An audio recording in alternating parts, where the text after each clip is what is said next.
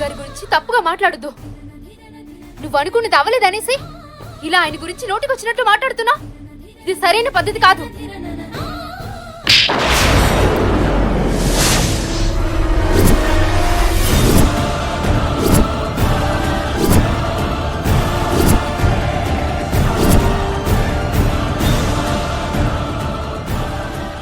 నోరు మూసుకొనుండు. ఈ డ్రైవర్ గాడి గురించి జనానికి తెలియకపోతే రేపు వాళ్ళు మనలాగే అన్యాయమైపోతారు. ఏ లావణ్య, ఏంది నోటికొచ్చినట్టు వాగుతున్నావు? మా బావని డ్రైవర్ డ్రైవర్ అంటున్నావు? అవు, మా బావ డ్రైవర్ పని చేస్తుండు. ఏంది ఇప్పుడు? కావేరి, బావని వాగు.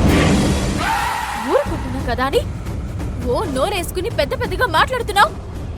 మా బావ డాక్టర్ కాదు, క్యాబ్ డ్రైవర్ అంటున్నావు కదా. ఏం తెలుసు నీకు మా బావ గురించి?